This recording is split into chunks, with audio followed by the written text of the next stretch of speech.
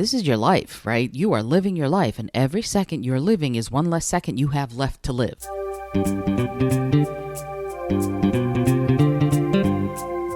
Hello, and welcome to the Innovative Mindset Podcast. I'm your host, Isolde Trachtenberg. On the show, I interview peak-performing world changers in the creative, social impact, and vegan spaces. If you like what you hear on this episode, you're going to want to check out the bonus mini episode that you can access if you DM me at Isolde T on Instagram and you let me know you want it. You'll get access to bonus episodes, new art, my latest writing, and other fun benefits. And now, let's get to the show.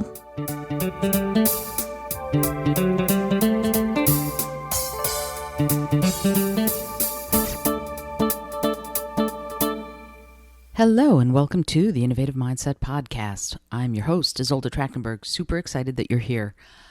I want to talk today about when enough is enough. This is another one of my walking, talking, and thinking episodes. Hopefully it won't be that long, but the content, I think, is something really important. I saw something recently on one of the Facebook groups I'm in all about marketing and being a successful entrepreneur.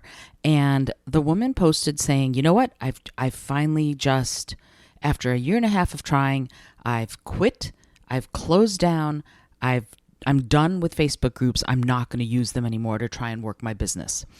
And she said that it was a real relief for her, because she kept trying and hitting her head against that wall. And there are lots of people out there who want to sell you on, hey, you need to do this. You need to follow this way. You need to create a Facebook group and then nurture them and nourish them and then sell to them and da-da-da-da-da-da. And you know what? Ugh. That's my way of looking at it, honestly. And the reason is because it may not be for everybody, right? There might be people who are really good and who want to do the monumental amount of work that it takes to nourish and nurture a Facebook group of potential clients and then sell to those clients and then sort of keep working that whole thing to build their businesses. But a lot of us aren't like that. That's not what we're good at. I'm not good at that. When I start a Facebook group of something, I don't want to market to anybody. I want it to be a group where we're all working together. And I did that with the Vegan Writers of New York City group that I started, almost, I think, nine months ago, something like that.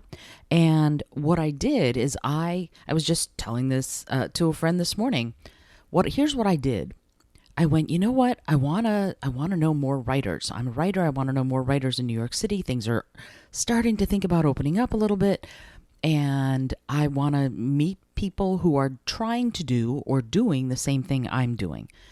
And I want them to be vegan. Why? Because I ultimately, honestly, I want the entire world to be vegan, but that's not the point here. The point is that I wanted to be able to also support vegan restaurants and cafes with our meetings. So it was going to be a way of petting two cats with one hand.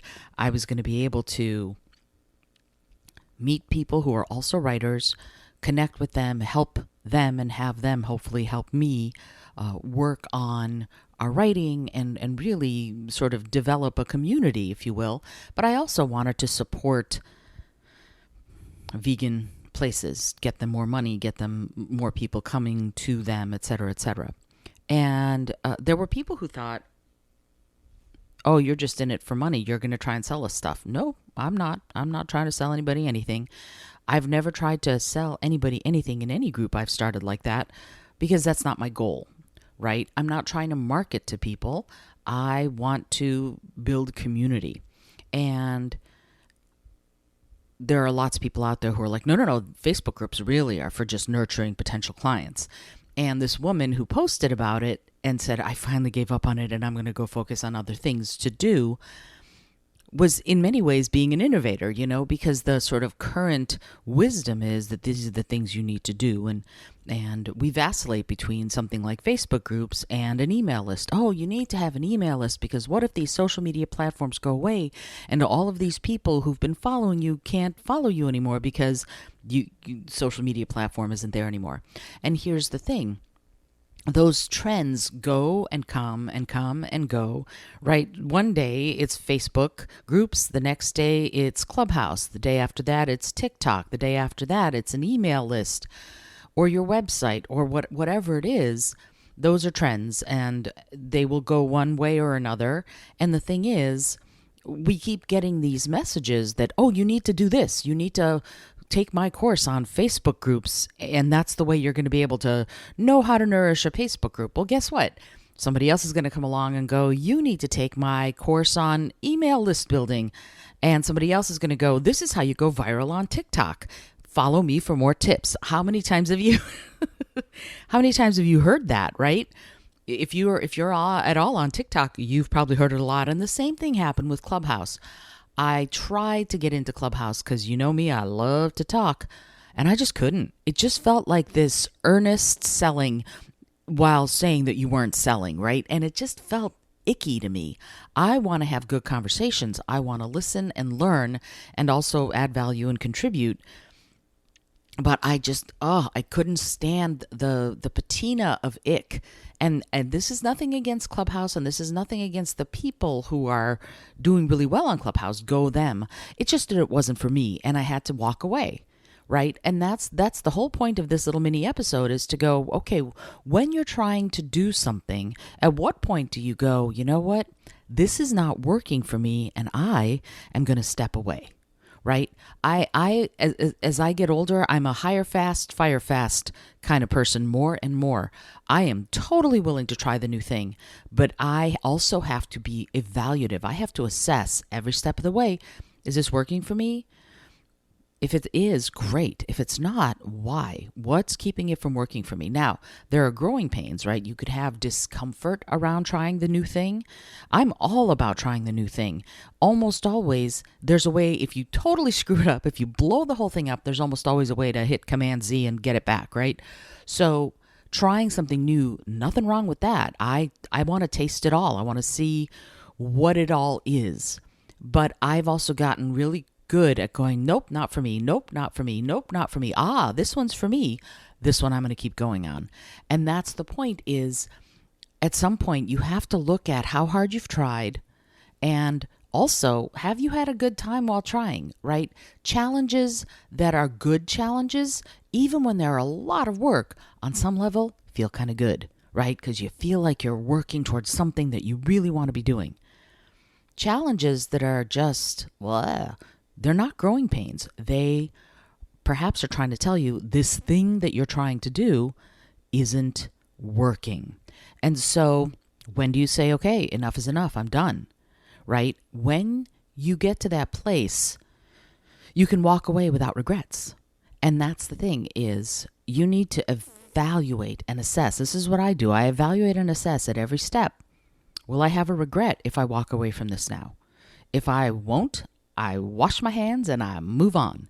If I will, I see what else I could try, right? What is one small thing, you know me, what is one small thing I can do right now to make things better, to improve things? If I can do it, I will do it. If I can't, or if I go, you know what, it's not worth doing, then at that point I go, okay, enough is enough. Now here's the thing about that, enough is enough. There are some patterns that are hardwired in you to keep trying, right? I am a fix-it personality. I will keep trying to fix stuff that's broken until the day is done, and then some. And sometimes that is a beautiful thing, because I will, by hook or by crook, figure out how to fix it. And then there are times when it may not be my job to fix it. It may not be my role to fix it. And I will keep banging my head against that wall. I will keep rolling that boulder up the hill, even long after I could have stopped. And so the key is to become self-aware enough to go, is this enough? Have I done enough? And then on top of that, you need to change your patterns of behavior and change your habit of trying to fix it, of trying to keep doing it, and stop. Right? So let's go back to that Facebook group thing. The woman who posted about it, she said she deleted it took days. She said she deleted everyone from the Facebook groups, let them know it was breaking down, and closed them, right? She shuttered them, deleted them. So she made it very final. Boom, I'm done, and I'm not doing any more. And that makes it a lot easier to sort of kick the habit, right? So that you don't keep trying to go back and I could do one more thing. If you're still one more thinking it, that's a different story than being done. So evaluate for yourself whether or not you're done. This isn't working. I'm just done.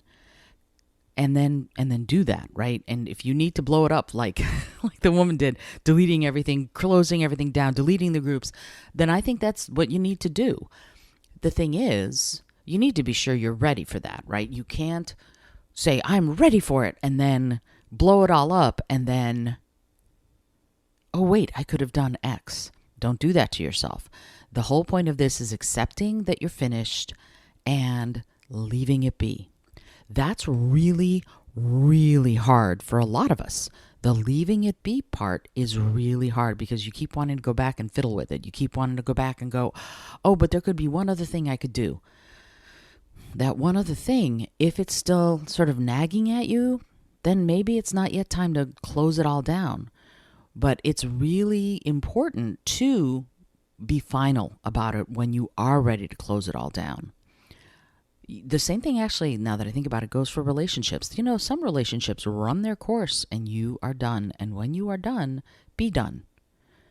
Right? The same thing goes with friendships, colleagues, work situations. If you're done, I'm going to be very honest, this is it. This is your life, right? You are living your life, and every second you're living is one less second you have left to live.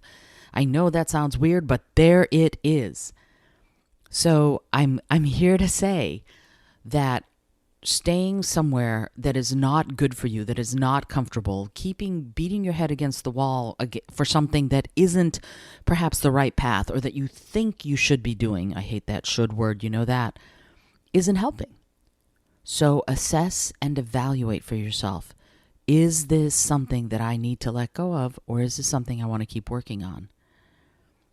And then work from there. And once you've made that change, don't try to go back and resurrect it. Once you're done, be done. Alrighty, I hope that you've enjoyed today's mini episode. This is Isolde Trachtenberg for the Innovative Mindset Podcast. As always, if you are interested in joining the Coffee by the Water Club, I would love to have you. There's always some really cool, fun bonus material in there for you if you join. And the episode was brought to you by Brain FM and also Canva. I always forget to say that Canva's one of my affiliates. And if you decide to try either one, I might get a little cash kickback, which is cool. I only ever support companies and organizations that I wholeheartedly believe in. Brain FM I use every single day. I used it this morning to meditate. So anyway, until next time, I remind you to be bold, be creative, and most of all, be kind.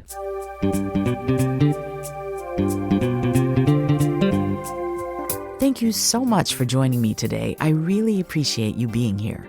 Please subscribe to the podcast if you're new, and it would mean the world to me if you told a friend about it.